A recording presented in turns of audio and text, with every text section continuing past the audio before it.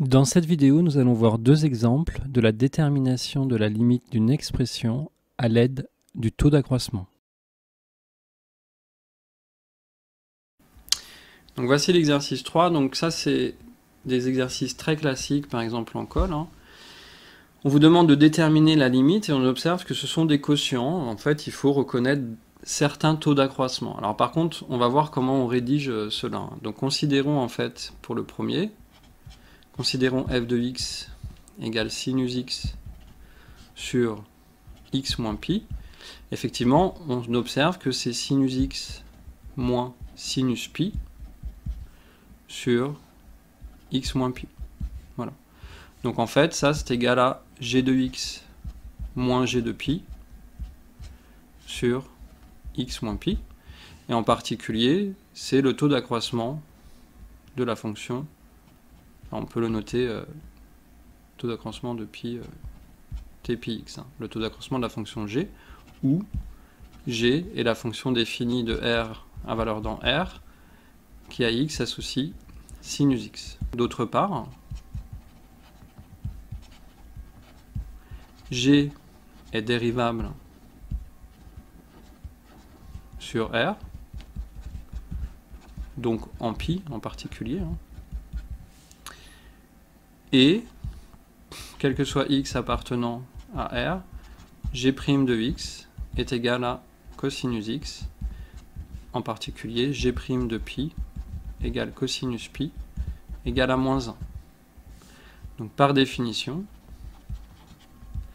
à partir du moment où je sais que la fonction est dérivable, on a g' de pi qui est égal à la limite de taux pi x quand x tend vers pi. C'est-à-dire qu'en fait, g' de pi, c'est la limite de g de x moins g de pi sur x moins pi quand x tend vers pi, c'est-à-dire exactement ce qu'on nous demande.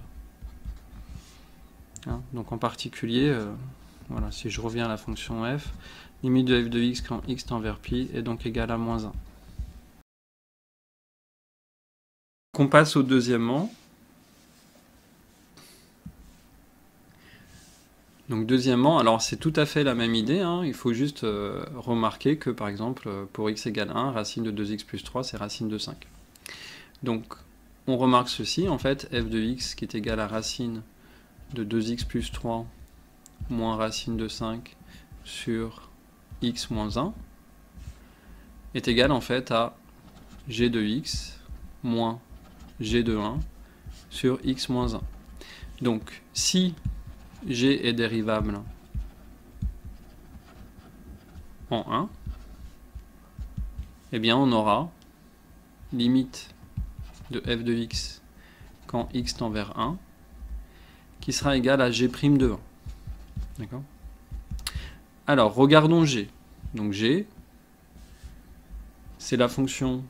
Alors là, ce qui m'intéresse en fait, c'est de regarder autour de 1. Donc si vous voulez, je peux regarder exactement son domaine de définition. Mais si j'ai pas envie de trop réfléchir, je vais la regarder sur 1/2 plus l'infini. Je dis pas qu'il faut pas réfléchir, mais comme on n'a pas envie de perdre trop de temps, vous voyez, ça c'est une façon rapide de dire de toute façon ici ça convient, je suis autour de 1, je peux aller autour de 1, donc il n'y a pas de problème. Voilà, bon, sinon c'est pas non plus hyper dur, c'est x plus grand que moins 3/2, x supérieur ou égal à moins 3/2. Donc qui à x associe racine carrée de 2x plus 3. Donc en fait, g est la composée de deux fonctions, considérez la fonction h. Si on note h, la fonction définie de r dans r qui a x associe 2x plus 3, en particulier h est dérivable sur r. D'autre part, on considère k défini de r plus dans r qui a x associé racine carrée de x. K est dérivable sur r plus étoile, attention, et non sur r plus. Et si je prends x appartenant à 1/2 plus l'infini, alors on a g de x qui est égal à k de h de x. Question, est-ce que g est dérivable en 1 ? Une erreur classique, pas une erreur classique, mais déjà une formulation tout à fait imprécise, c'est de dire g est la composée de fonctions dérivables, donc elle est dérivable. Et si je suis plus précis, mais en disant quelque chose qui reste faux, h est dérivable en 1, k est dérivable en 1, donc g qui est égal à k rond h est dérivable en 1. Ce raisonnement est faux. La raison c'est la suivante, ce qu'il faut regarder c'est quand x s'approche de 1, h de x s'approche de 5. Au voisinage de 5, la fonction k est définie et elle est dérivable. Donc effectivement, dans ces cas-là, g est dérivable en 1. Et d'autre part, je vous rappelle que la dérivée ici de g, en fait, c'est h' de x, k' de la valeur de h de x. C'est-à-dire que vous êtes en train de regarder la dérivée de k en h de x ici. En l'occurrence en h de 1. Donc en particulier, g' de 1, c'est égal à h' de 1. Donc il faut que la fonction h soit dérivable en 1 fois k' de 5. Voilà. Donc il faut que la fonction k, elle, soit dérivable en 5. D'accord ? Donc si on voulait le formaliser un petit peu plus, il faudrait écrire ce que j'ai dit à l'oral juste avant. Donc en particulier, si vous voulez déterminer g' de x, pour x appartenant à 1 demi plus l'infini, ça c'est donc égal à donc, 1 sur 2 racine de 2x plus 3 fois la dérivée de h qui est égale à 2. Donc fois 2, c'est-à-dire ceci est égal à 1 sur racine de 2x plus 3.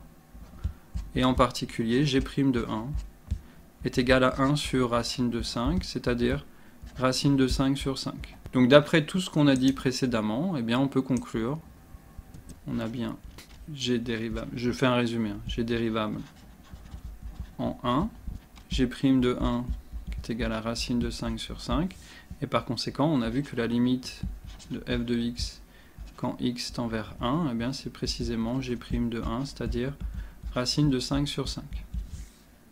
Alors, je fais une petite remarque. Il y a une autre façon de faire, en fait, vous regardez la quantité 2x plus 3 moins racine de 5 sur x moins 1, et vous multipliez par la quantité conjuguée de ceci, c'est-à-dire par racine de 2x plus 3 plus racine de 5, qui est un nombre non nul. Quand vous faites ça, il faut être certain que le nombre ici est non nul. Il est non nul puisqu'il est plus grand que racine de 5 en particulier. Là, je regarde sur le domaine de définition de f. Fois racine de 2x plus 3 plus racine de 5. Voilà. Donc ceci est égal à a moins b fois a plus b, donc ça fait a carré moins b carré. Donc ça fait 2x plus 3 moins 5 sur x moins 1, racine de 2x plus 3 plus racine de 5.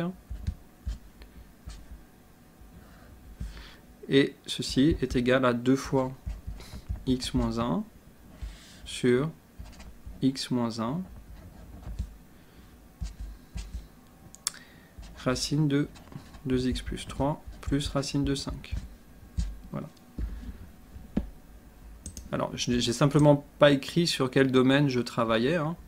Donc là, il faut que la racine carrée soit définie, c'est-à-dire qu'il faut que je sois plus grand que moins 3,5, mais il faut aussi que x soit différent de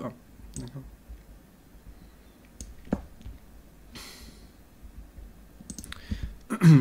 Et donc, si ça, ça c'est f de x de toute façon.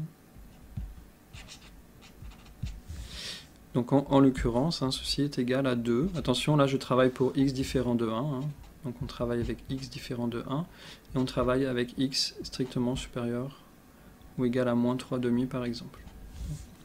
Donc 2 sur racine de 2x plus 3 plus racine de 5. Et en particulier, si je regarde la limite de f de x quand x tend vers 1, x étant différent de 1, eh bien c'est égal à la limite de cette expression, donc c'est la limite de 2 sur 2 racine de 5. C'est-à-dire 1 sur racine de 5, c'est-à-dire racine de 5 sur 5, et on retrouve le résultat précédent. Yeah.